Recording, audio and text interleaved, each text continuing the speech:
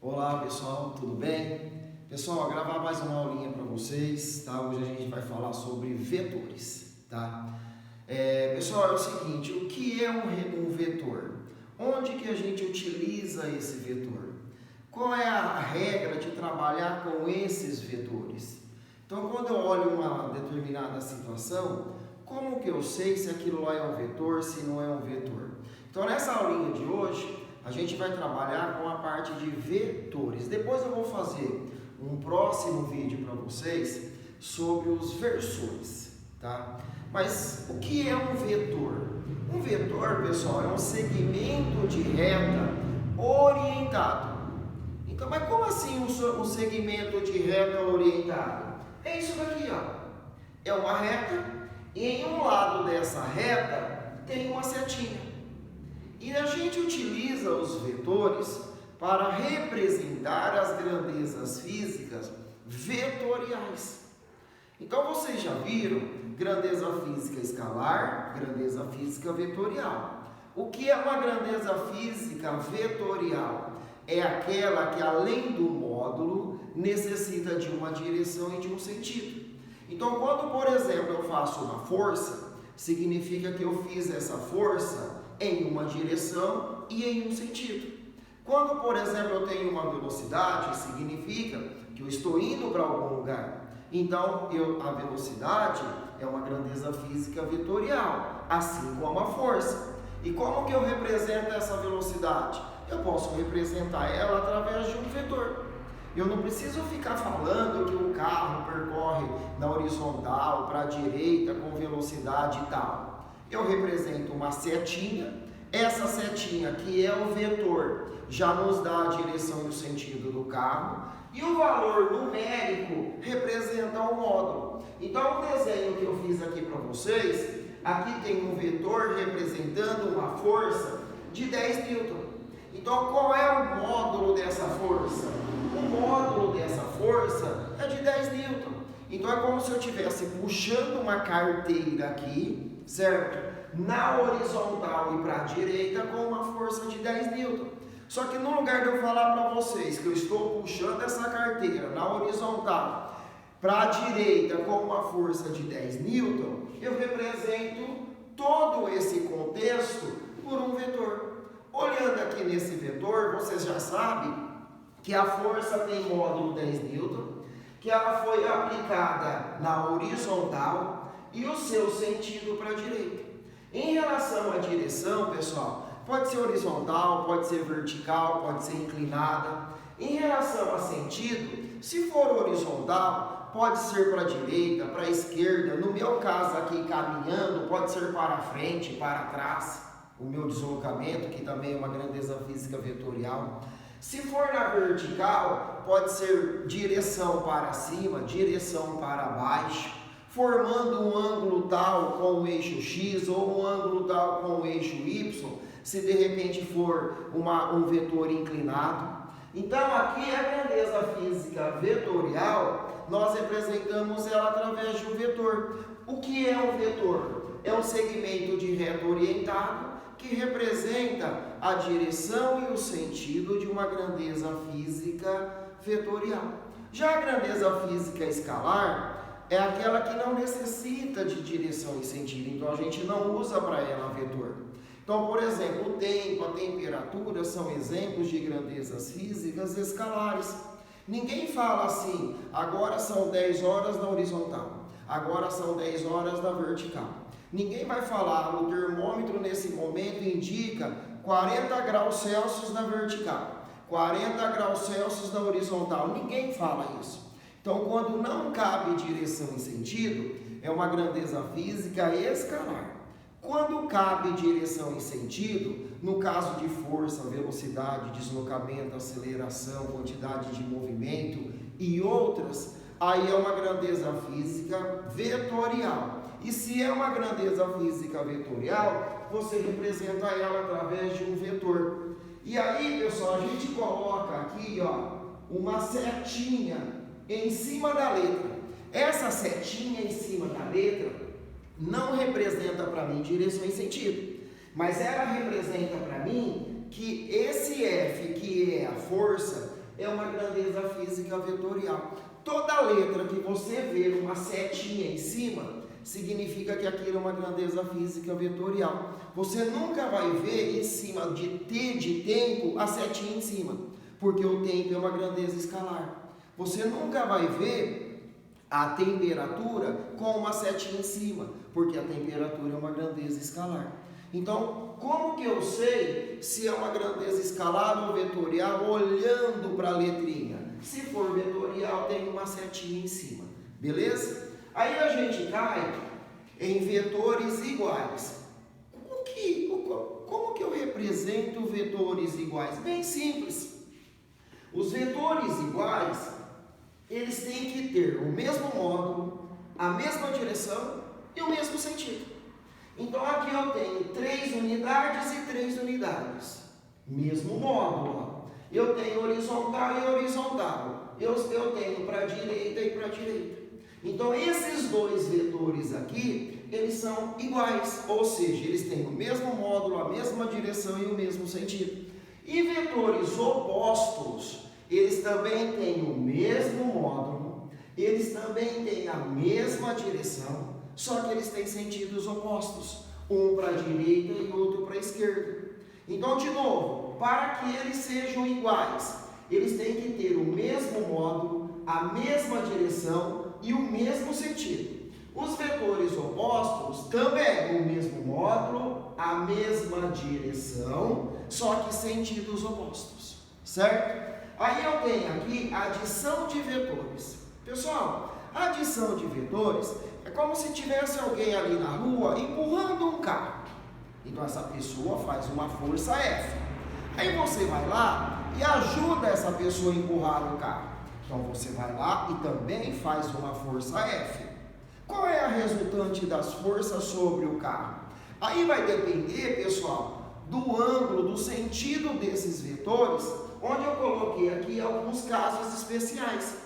Se alguém empurra o carro para a direita com uma força de 10 N, você vai lá e também empurra esse carro para a direita com uma força de 6 N. Então eu posso falar que esse carro ele recebe uma força de 16 N. Porque elas têm a mesma direção e o mesmo sentido. E quando eu falo que elas têm a mesma direção e o mesmo sentido, entre elas tem um ângulo de 0 grau, ou seja, não tem abertura. As duas indicam para o mesmo lado. E quando é para o mesmo lado, para a gente determinar a resultante, a gente soma.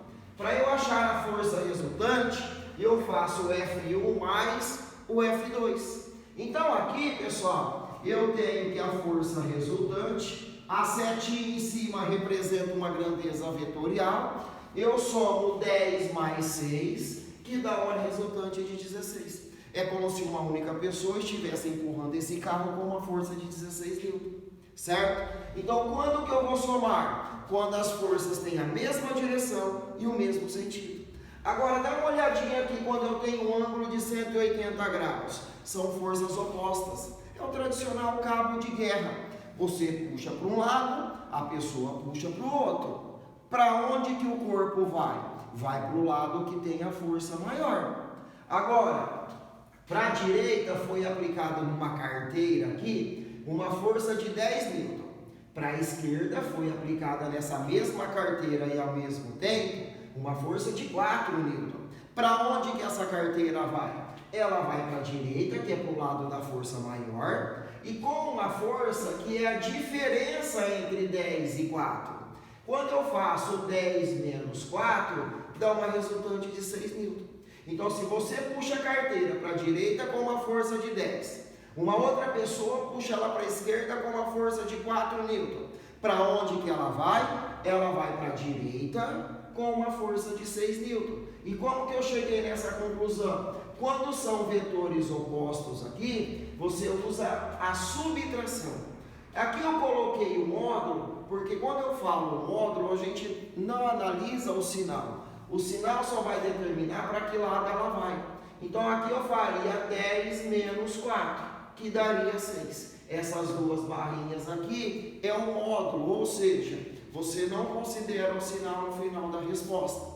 E quando eu tenho um ângulo de 90 graus, então eu puxo essa carteira para cima, certo? E eu puxo essa carteira aqui para a direita. Aí aqui entre elas tem um ângulo de 90 graus. Para onde que essa carteira vai? Aí, pessoal, para a gente determinar o módulo, a gente utiliza o teorema de Pitágoras. Então eu faço aqui 4 ao quadrado com 3 ao quadrado. 4 ao quadrado dá 16. 3 ao quadrado são 9. 16 mais 9, 25. Raiz quadrada de 25. Então aqui eu tenho uma força resultante de 5 newton. Então esse corpo aqui que está sendo puxado, certo? Ele vem na diagonal com uma força de 5 newton. Mas em qual diagonal? Aí você vem na cabeça de um vetor, traça um pontilhado paralelo ao outro. Essa é a regra do paralelogramo. E da cabeça do outro vetor, traça outra reta paralela a esse. Então, na cabeça uma reta paralela a esse. Da cabeça desse, uma reta paralela a esse. Aí, no cruzamento do pontilhado, você tem o vetor resultante. Aqui eu tenho o vetor resultante, que para essa situação é de 5 newton. Toda vez que tem um ângulo de 90 graus, você utiliza o teorema de Pitágoras. Agora a gente cai na regra do polígono. Quando que a gente utiliza, pessoal, essa regra do paralelogramo? Essa regra do paralelogramo, pessoal, quando a gente tem dois vetores, fica mais fácil por ela. Agora, quando eu tenho aqui 3 ou mais vetores, aí fica mais fácil para mim eu utilizar a regra do polígono, que é bem simples, tranquilo. Eu vou passar agora para vocês aqui, tá? A regra do polígono é assim, pessoal. Aqui eu tenho 3 vetores, 1, 2, 3, tá? Como funciona essa regra do polígono? É como se um corpo recebesse ao mesmo tempo essas 3 forças. Para onde esse corpo vai? Regra do polígono. Eu vou fazer isso daqui só para separar, tá? Você copia o primeiro vetor idêntico. Quando eu falo idêntico, ele tem que ter o mesmo módulo, ou seja, ele tem que ter o mesmo tamanho, tem que ter a mesma direção, tem que ter o mesmo sentido, tá? Da cabeça do primeiro, você solta o segundo. Idêntico também, ó. Mesma direção, mesmo módulo, mesmo sentido, tá? Então eu tenho aqui o vetor F2, ó. Então da cabeça do primeiro eu solto o segundo. E da cabeça do segundo eu solto o terceiro, ó. Idêntico também, ó. Mesmo módulo, mesma direção e mesmo sentido, tá? Terminei. Se tivesse um quarto vetor, da cabeça do terceiro eu soltaria o quarto. E assim sucessivamente. Pessoal, agora, para eu achar o vetor resultante, você liga o pé do primeiro com a cabeça do último. Então eu tenho aqui, ó, que vai ficar essa diagonal. Aqui eu tenho a força resultante, certo? É nessa direção e sentido que essa caixinha vem. Então, se eu pegar uma caixa e aplicar nela ao mesmo tempo essas 3 forças, ela virá nessa direção e nesse sentido. E qual é o módulo? Aí, pessoal, provavelmente lá no vestibular, o fundo desse papel vai ser quadriculado, tá? Aí você usa o raciocínio e você faz isso. Você forma para mim, toda vez que a força resultante for uma diagonal, você forma para mim um triângulo retângulo. Como esse papel aqui lá vai ser quadriculado, então você vai contar a quantidade de quadradinhos que eu tenho aqui, acha o valor de um cateto. A quantidade de quadradinhos que eu tenho aqui, acha o valor do outro cateto. Como aqui eu tenho um triângulo retângulo, igual lá no ângulo de 90 graus, tá? você usa o teorema de Pitágoras para achar essa força resultante. Igualzinho lá do exemplo do ângulo de 90 graus, porque aqui eu tenho um triângulo retângulo. Certinho? Então, quando eu tenho 0 grau, ou seja, mesma direção, mesmo sentido, eu somo. 180 graus eu vou subtrair. 90 graus eu utilizo o teorema de Pitágoras. Regra do polígono. Da cabeça do primeiro solta o segundo, da cabeça do segundo solta o terceiro. Terminou? Liga o pé do primeiro com a cabeça do último, essa é a resultante. Procura sempre fazer um triângulo retângulo toda vez que a força resultante for uma diagonal. Beleza? Aí a gente vai, diferença de vetores. Até aqui eu estava na soma de vetores. Quando ele pede para você achar a diferença de vetor, qual é a regrinha? É como se fosse a regra do polígono. Você vai copiar o primeiro idêntico, tá? Aqui eu tenho o F1. Como é diferença de vetores, eu não vou colocar na cabeça do F1 somando o F2. Eu vou inverter o F2. Então, da cabeça do primeiro, eu faria isso daqui, ó. Não vou colocar em cima só para trabalhar a matemática. Você inverte o primeiro. Então eu tenho aqui menos F2. Qual é o vetor diferença? Se eu falo para você que o F1 vale 10, que o F2 vale 4, então se aqui eu tenho 10, se aqui eu tenho o 4, o vetor diferença, ele está aqui, ó. Aqui eu tenho o vetorzinho diferença, que é desse ponto até esse ponto aqui, ó, que daria 6 newton. Aqui eu tenho o vetor diferença, que é essa diferença aqui, ó, entre, deixa eu colocar sem ser vetor, seria essa diferença aqui, ó. A vetor diferença é de 6 newton. Beleza? Você pia o primeiro, inverte o segundo, tá? Aí eu tenho intervalo de valores. Intervalo de valores, pessoal, funciona assim.